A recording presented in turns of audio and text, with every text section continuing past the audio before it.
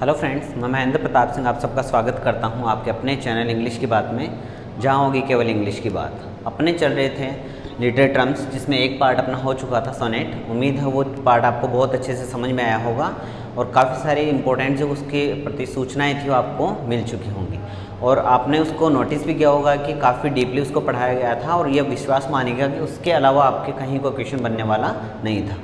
आज उसी प्रकार का एक और उसका जो पार्ट है एलएजी, उसको लेकर मैं आपके सामने प्रस्तुत हुआ हूँ। तो आप इसको बहुत गौर से सुने और जो भी इसके इंपॉर्टेंट, अगर आपको कोई चीज़ समझ में नहीं आए तो आप आराम से कमेंट बॉक्स में राइट कर सकते हैं। लेकिन अगर वाकई जो आपका वीडियो आपको पसंद आए तो लाइक, शेयर एंड सब्सक्राइब करना बिल्कुल नहीं भूलें। पॉइंट पे आते हैं। एलएजी, एलएजी क्या होता है? एलएजी का रियल सेंस होता है, हिंदी में सेंस होता है शोकगीत। किसी की मृत्यु के ऊपर जब दुख व्यक्त करने के लिए पोइट जब पोएम राइट किया करते थे, उनको एलएजी कहा जाता था। लिटरेरी टर्म्स में इसको एलएजी कहा जाता था और इसका सेंस होता है सैड सॉन्ग, एक दुख भरा गीत। ठीक है। और अगर दूसरी बातचीत करें तो रिटर्न और the death of someone's beloved, जब किसी का प्रियतम, जब काफ़ी जिससे को लगाव रखता हो, बहुत ज़्यादा प्यार करता हो और उसकी डेथ हो जाती है, तो उसके ऊपर जो पोएम लिखी जाती है उसको याद करते हुए, विलाप करते हुए, तो उसको हम एलएजी कहते हैं।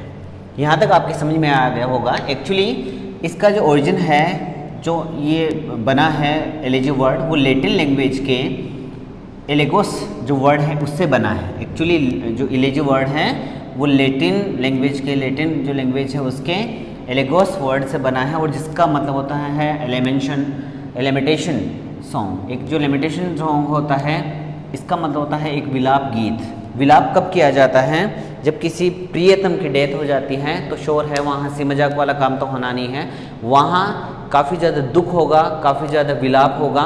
इस प्रकार से एलएजी एक जो वर्ड है लैटिन लैंग्वेज का एलेगोस, उससे बना है। यहाँ तक आपकी बात समझ में आ गई होगी।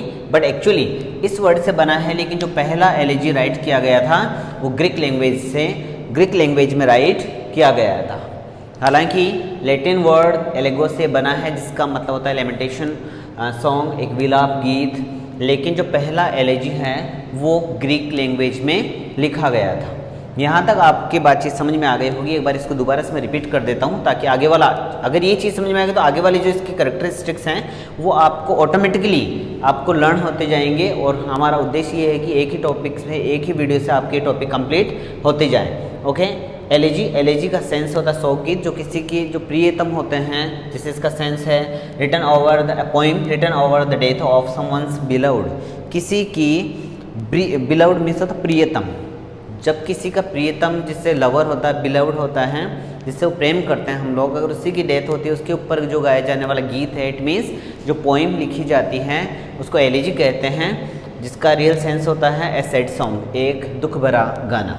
ये लैटिन लैंग्वेज के एलेगोस वर्ड से बना है, जिसका होता है लेमेंटेशन सॉन्ग, विलाप गीत। और जबकि लैटिन से बना था, लेकिन जो पहली जो एलएजी लिखी गई थी वो ग्रीक लैंग्वेज में लिखी गई थी। अब चलते हैं कैरेक्टरिस्टिक्स ऑफ एलएजी। एलएजी की कैरेक्टरिस्टिक्स देखते हैं, विशेषताएं देखते हैं जो आपको ऑलरेडी लर्न हो चुकी हैं। Dark words actually are used.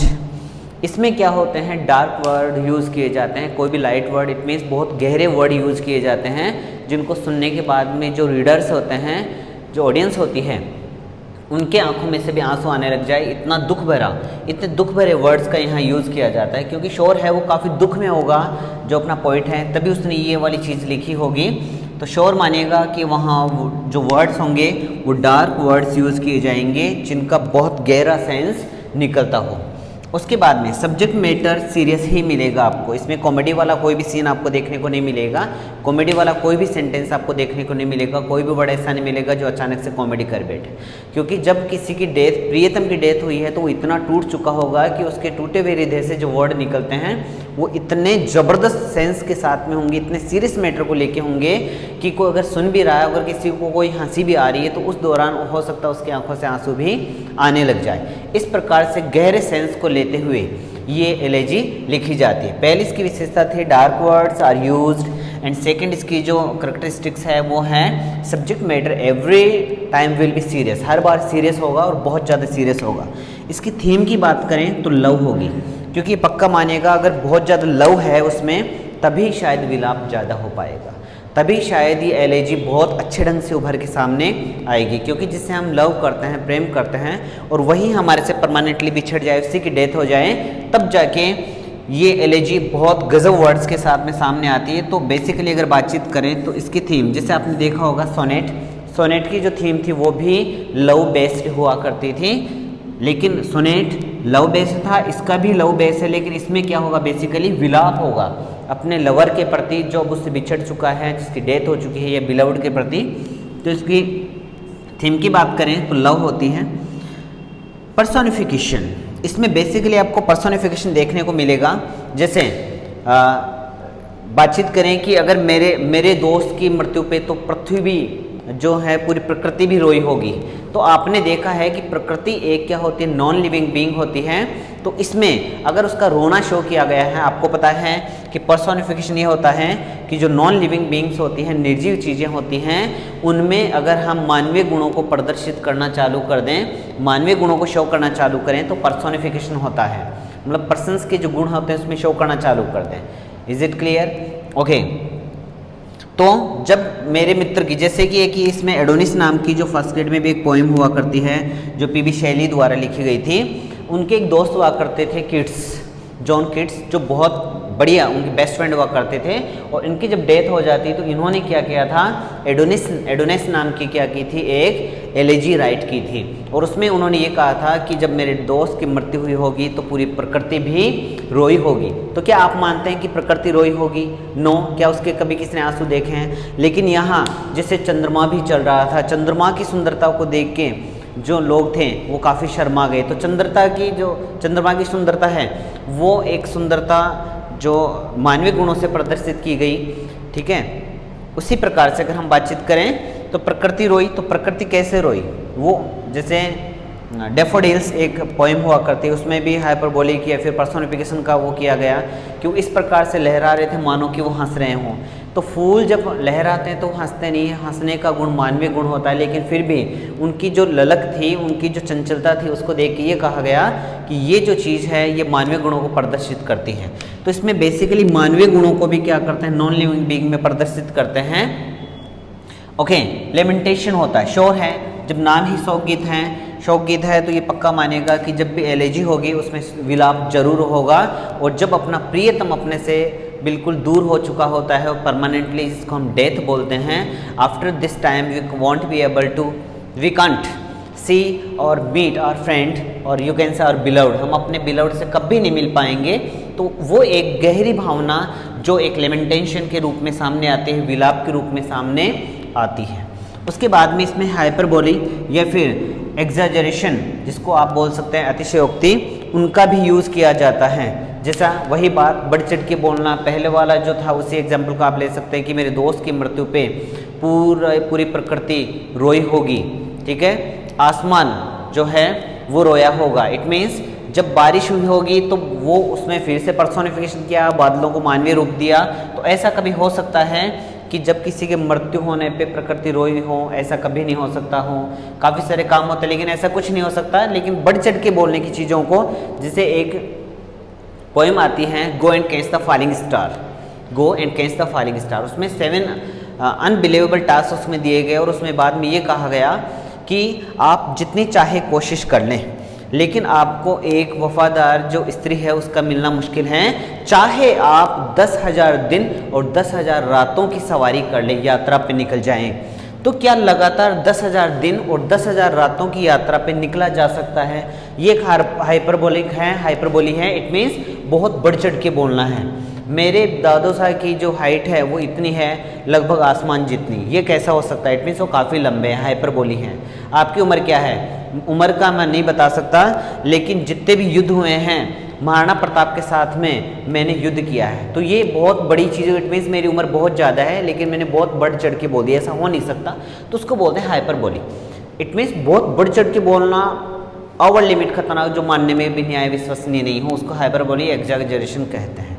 तो इनमें इन वर्ड्स का भी यूज़ बहुत ज़्यादा किया जाता है। जैसे इसमें इस लाइन का यूज़ किया गया था एक्चुअली कि जब मेरा दोस्त मरा होगा तो पूरी प्रकृति रोई होगी तुम्हारी मृत्यु पे। ट्रिब्यूशन होता है, ट्रिब्यूशन मीन्स होता है श्रद्धांजलि, पक्का है किसी एक व्यक्ति को श्रद्धांजलि देते हुए एक जो पोइम लिखी जाती है, जो बहुत दुख भरे शब्दों के साथ में लिखी जाती है, बहुत डीप डार्क वर्ड्स यूज़ करते हुए लिखी जाती है, वो टोटली उसी को समर्पित होती है, उसी को श्रद्धांजलि देते हुए ये एक जो पोइम लिखी जाती है, उसी को हम एलेजी कहते हैं। तो एलेजी में ट्रिब्यूशन होना भी जरूरी होता है। एक होता है एलेजिक स्टेंजा, ये काफ़ी इंपॉर्टेंट चीज़ है, इसको आप बहुत गौर से सुने। एलेगिक स्टेंजा क्या होता है? Actually the first 4 lines of any elegy की जो पहली 4 लाइनें होती है उनको एलेगिक स्टेंजा हम कहते हैं। उसी को एलेगिक स्टेंजा कहते हैं। जो एलेजी की पहली 4 लाइनें होती हैं उन्हीं को हम एलेगिक स्टेंजा कहते हैं। और इस जो 4 लाइनें होती हैं उनकी जो राइम स्कीम होती है हमेशा ए बी होती है। जैसा कल हमने सोनेट पढ़ा था और सोनेट में हमने देखा था कि जो क्लासिकल सोनेट्स थे, जो पेटार्कन सोनेट थे, या फिर जिनको इटालियन सोनेट बोल सकते हैं, या फिर जिनको मिल्टोनिक सोनेट बोलते हैं, उनमें एक ऑक्टेव होता था और एक सस्टेट होता था। तो उसकी आपने देखी होगी A B B A C D F C D E कुछ ऐसे उसकी राइम स्कीम हुआ करती थी। और आपने देखा जो शेक्सपियरियन सोनेट हुआ करते थे, मॉडर्न सोनेट हुआ करते थे, इंग्लिश सोनेट हुआ करते थे, कुछ भी आप नाम दें, उसमें आपने देखा था जो फर्स्ट हुआ करता था उसकी ए बी, दूसरे वाले की सी डी और थर्ड वाले की डी ई और फिर ई एफ और जी जो लास्ट वाले हुआ करते थे उनकी हुआ करती थी। तो जो एलेगिक स्टेंजा हुआ करता है बोलते किसको हैं? जो फर्स्ट 4 लाइन्स होती है एलेजी की उसी को बोलते हैं, और जिसकी राइम स्कीम हमेशा ए बी मिलती हैं। और आपको अगर एलेजी का आपको एक बढ़िया एग्जाम्पल देखना है तो एडोनिस उसका बहुत शानदार है, जो पीबी शैली के द्वारा फर्स्ट ग्रेड में सिलेबस में भी हुआ करती थी। तो उसमें जो है ये एडोनिस नाम की एक पोइम हुआ करती थी, एलेजी हुआ करती थी, जो जॉन किट्स उनका बेस्ट फ्रेंड हुआ करता था, उसके लिए ये राइट की गई थी। उम्मीद ये चीज़ आपको बहुत अच्छे से समझ में आएगी। मैं एक बार इसका वापस से रिवीजन करना चाहता हूँ। एलेजी 100 गीत होता है, एक सैड सॉन्ग, और ये लैटिन वर्ड के एलोगोस नाम से बनी है, जिसका लेमेंटेशन सॉन्ग एक विलाप गीत होता है। एक्चुअली फर्स्ट जो एलेजी थी वो ग्रीक लैंग्वेज में लिखी गई थी, और ये लिखी जाती है किसी भी बिलीवर्ड की डेथ पे। पक्का है जब डेथ हुई होगी तो सभी कैरेक्टरिस्टिक्स आपको अच्छे ढंग से दिमाग में घुस चुकी होगी कि स्पेशली डार्क वर्ड का यूज़ किया गया होगा, उसमें मीन्स बहुत गहराई से आने वाले वर्ड्स का यूज़ किया गया होगा, हृदय की गहराई से। सब्जेक्ट मैटर बिल्कुल सीरियस होना है, क्योंकि किसी घर पे डेथ हो तो वहाँ लोगों को हंसी नहीं, उनको देख के हो सकता है अच्छे भले इंसान को भी क्या होने लग जाए, लेमेंटेशन होने लग जाए, विलाप वो करने लग जाए। थीम इसकी हमेशा लव होगी, क्योंकि लव होगा तभी विलाप होगा, तभी क्या होगा, बहुत गहरा जो है वर्ड्स निकल के आएंगे। पर्सोनिफिकेशन इसमें बहुत ज़्यादा यूज़ किया जाता है। लेमेंटेशन होगा इसमें, हाइपरबोली या फिर एक्जेजरेशन होगा, ट्रिब्यूशन होगा जिसके लिए है।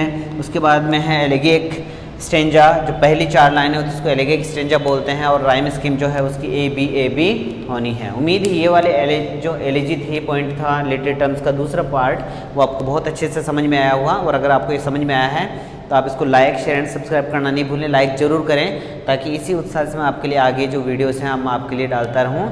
इसके बाद में जैसे टॉपिक कंप्लीट होगा हम जो टीचिंग मेथड है उनकी क्लास भी आपके सामने लाएंगे। उसके बाद में सब्जेक्ट वर्ब एग्रीमेंट वगैरह, डिग्रीज वगैरह सभी टॉपिक्स आपको यहाँ इसी चैनल पे प्रोड्यूस आपको ज़रूर यहाँ दिए जाएंगे, आपके सामने प्रस्तुत किए जाएंगे। ओके, अगर ये वीडियो पसंद आया तो लाइक शेयर एंड सब्सक्राइब करना बिल्कुल नहीं भूलें। Thank you, thanks a lot.